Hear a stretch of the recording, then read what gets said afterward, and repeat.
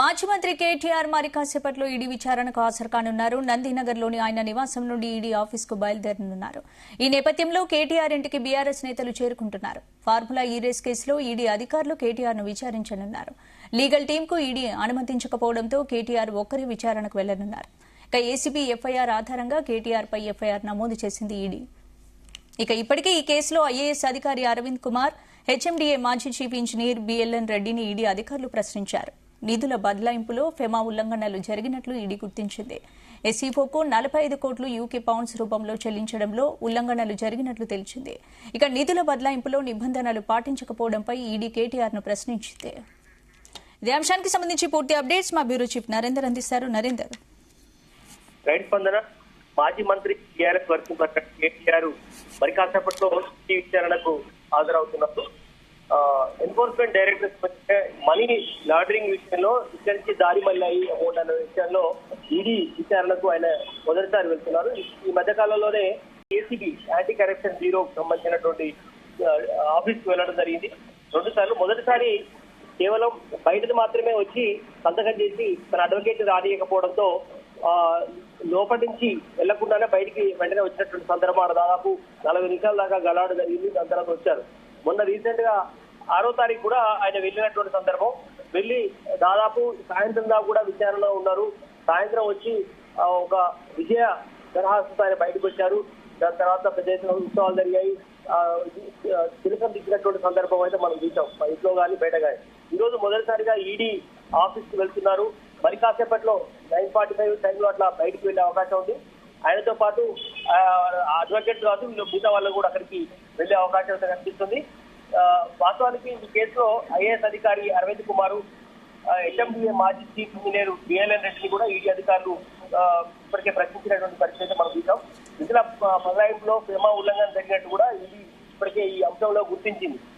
ఇప్పటికే quash petition ఇక్కడ హైకోర్టులో కొట్టివేయడం, ముందస్తుగా అక్కడికి కూడా వెళ్ళిన నేపథ్యంలో సుప్రీంకోర్టులో కూడా మనం చూసాం.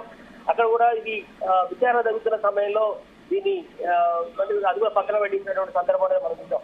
కనుక ఈ యూకే ఫండ్స్ ఏదైతే 45 కోట్ల రూపాయలు ఉన్నాయో ఇది దారి మళ్ళీ చెల్లించారు అన్న ఉల్లంఘన దాంట్లో అది పెద్ద ఎత్తున దీన్ని విచారణ ఎదుర్కొంటున్నటువంటి పరిస్థితి మనం చూసాం. ఈడీ ఈ మొత్తం అంశంలో విచారణ జరిగే అవకాశం 55 కోట్ల రూపాయలు ఆ రోజు ఫార్ములా ఈ కార్ సంబంధించినటువంటి దాంట్లో హెచ్ఎండీఏ నిధులను ఇష్టానుసారంగా దుర్వినియోగం చేయడానికి, ఎందుకంటే ఎలాంటి ప్రభుత్వ అనుమతి లేకుండా ఇష్టానుసారంగా దారి మళ్లించిన ఒకటైతే అది బయటికి అమౌంట్ వెళ్ళడం, అది మళ్ళీ తిరిగి తన అకౌంట్ లో వేసుకున్నారనేటువంటి ఒక అభియోగం కూడా ఉంది. ఇది 55 కోట్లే కాదు, మిగతా అమౌంట్ కూడా పెద్ద ఎత్తున దారి మళ్లింది. రాష్ట్ర ప్రభుత్వం ఇప్పటికే మంత్రులు ఆరోపణ చేస్తున్న సందర్భం ఉంది. మొన్న ఈ నెల ఏసీబీ విచారణ కూడా ఇప్పటికే 2 సార్లు పోయిన నేపథ్యంలో ఇప్పుడు ఈడీ విచారణ ఏ రకంగా ఉంటుందని కూడా బీఆర్ఎస్ పార్టీ పెద్ద ఎత్తున ఉత్కంఠగా ఎదురు చూస్తుంది. చాలా మంది నందినగర్ నివాసానికి, కేటీఆర్ నివాసానికి చాలా మంది ఇప్పటికి వచ్చారు. మాజీ మంత్రులు, ఎమ్మెల్యేలు, ఎంపీలు, రాజ్యసభ ఎంపీలు, దాంతో పాటు హరీష్ రావు వీళ్ళందరూ కూడా ఇప్పటికే చేరుకుంటున్నారు. ఆయన కాసేపట్లో బయటికి వెళ్తారు అడ్వకేట్స్ తో సహా. వెళ్ళి దాదాపు సాయంత్రం దాకా ఉంటారా లేదంటే మధ్యాహ్నం వరకే 1-2 అవర్స్ విచారణ అనంతరం 10:30 తర్వాత మళ్ళీ తిరిగి వస్తారా లేదని చూడాల్సిన అవసరం ఉంది. ఇక్కడ ఏసీబీ టైంలో అరెస్ట్ చేస్తారని పెద్ద ఎత్తున చర్చ జరిగింది. ఆ రోజు నందినగర్ లో కానీ బీఆర్ఎస్ ఆఫీస్ దగ్గర పెద్ద ఎత్తున కార్యకర్తలు గుమ్మిగూడారు. ఖచ్చితంగా ఆ రోజు బయటకు వచ్చిన తర్వాత కూడా కేటీఆర్ మాట్లాడారు.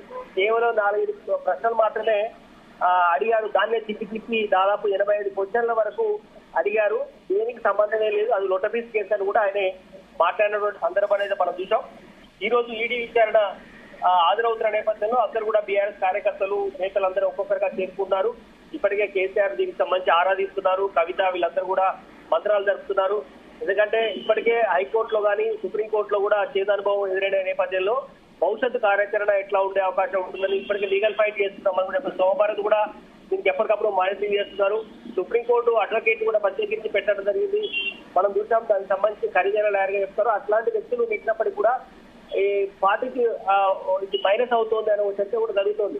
కానీ దీంట్లో మాకు తప్పేం లేదు అనేటువంటి విషయం మీద వాళ్ళు ఓన్ చేసుకున్న ప్రయత్నం చేస్తున్నారు. కనుక ఈ రోజు ఈడీ విచారణ అనేది చాలా ఇబ్బందికరంగా ఉంటుందా అనేటువంటి ఒక ప్రశ్న అయితే పార్టీ నేతల్లో ఉంది.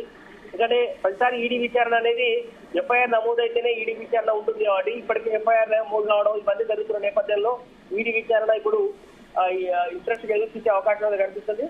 100 కేసులు పెట్టినా ఎదుర్కొనే దానికి సిద్ధంగా ఉన్నారని ఇప్పటికే కేటీఆర్ చెప్పిన నేపథ్యంలో ఇప్పుడు ఈడీ విచారణ అనేది ఉంది. ఇప్పటివరకు ఏసీబీ 2 సార్లు వెళ్ళొచ్చారు. ఇప్పుడు ఈ రోజు ఈడీ విచారణ ఉన్న నేపథ్యంలో ఇప్పటికే దానికి సంబంధించినటువంటి A1, A2, A3 సంబంధించిన అందరూ కూడా ఇప్పటికే వెళ్ళి వచ్చారు కాబట్టి కనుక ఈ దీని మీద ఈడీ అడిగేటువంటి ప్రశ్నలకు ఏ రకమైనటువంటి సమాధానం చెప్తారు ఏంటి అనేది కూడా మనం చూడాల్సి అవుతోంది. ఇప్పటికే బిఎల్ఎన్ రెడ్డి గాని అరవింద్ కుమార్ కూడా ఎదుర్కొంటున్నారు కాబట్టి వాళ్ళు అడిగినటువంటి క్వశ్చన్స్ అడుగుతారా, దాని తిప్పి మరో రకంగా ఇన్వాల్వ్మెంట్ ఏ రకంగా ఉంది, తెలిసి జరిగిందా, తెలియక జరిగిందా, ఇట్లాంటి అన్ని అంశాలు అడుగుతారా అని చూడాల్సిన అవసరం ఉంది. Right, thank you Narendra.